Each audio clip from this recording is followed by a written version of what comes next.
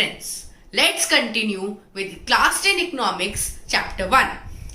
In the first video, when we looked at individual aspirations and goals, we found that people not only think of better income, but they also think about other important goals such as liberty, respect, equality, freedom, etc. Similarly, when we think of a nation, then besides per capita income, we also think of some other important goals. Now, let us understand which are these other important goals with the help of a case study.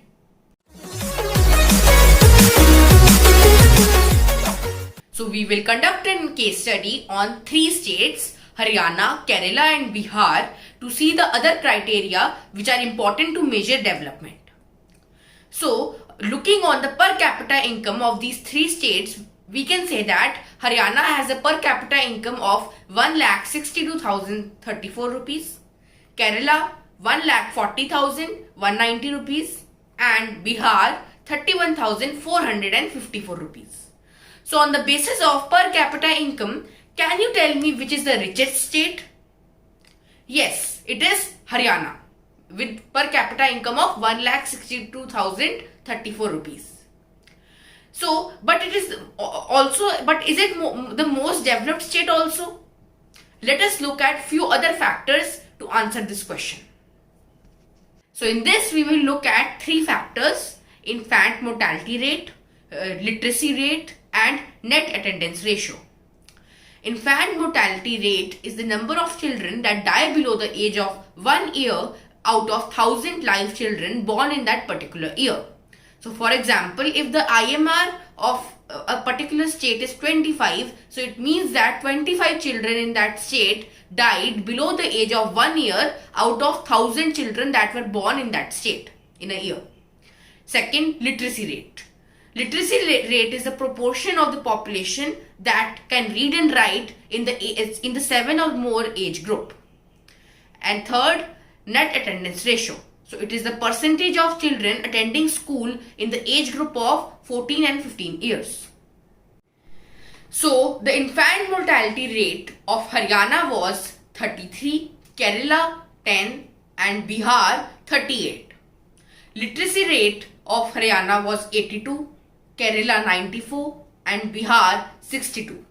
And net attendance ratio was 61 in Haryana, 83 in Kerala and in 43 in Bihar.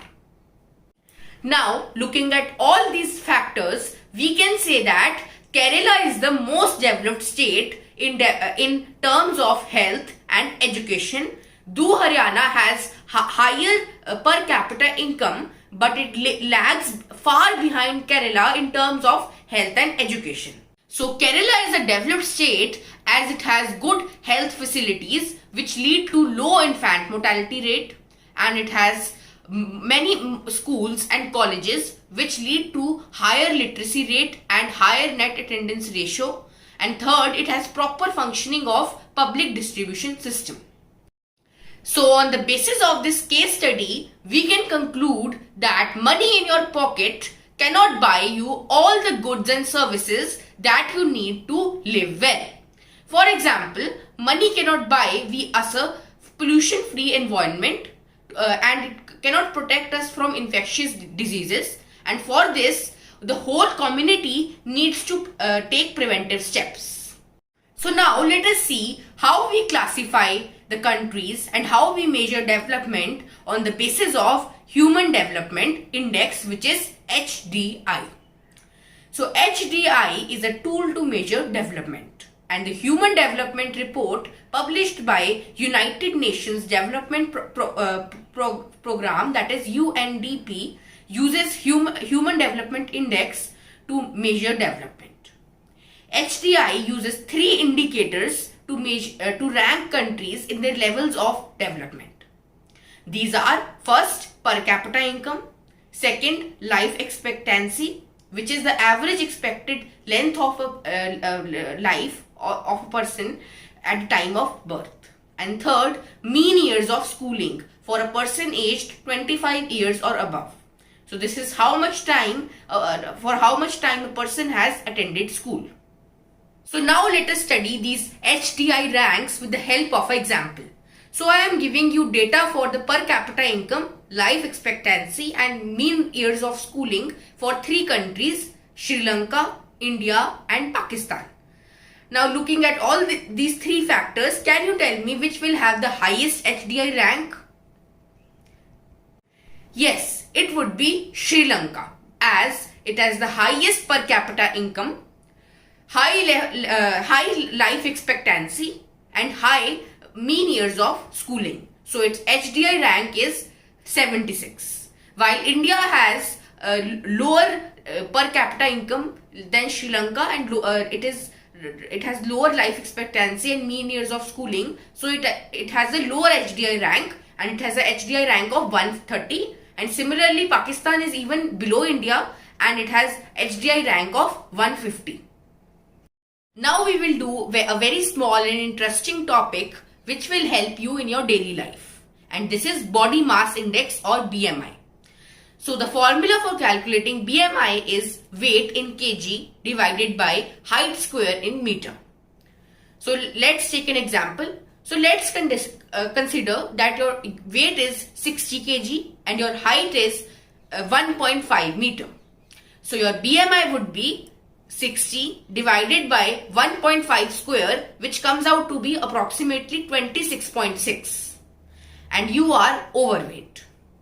So now if your BMI comes to be less than 18.5, then you are undernourished. If it comes between 18.5 and 25, then you are normal, and if it comes more than 25, then you are overweight.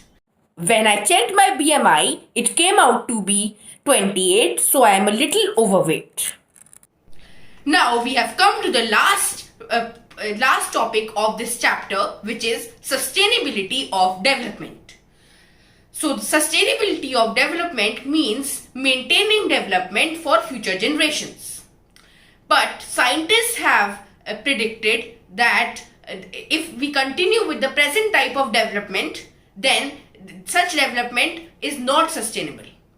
And examples supporting this observation are: in many parts of India, groundwater, which is a renewable resource, is under a very serious threat of overuse. And second, reserves of crude oil will last for only 50 years, and after that they will get exhausted. I have discussed more about sustainable development and renewable and non-renewable resources in my video on Class 10 Geography, Chapter 1, Resources and Development, and I have shared the link in the description box. With this, we come to the end of this chapter. Thank you.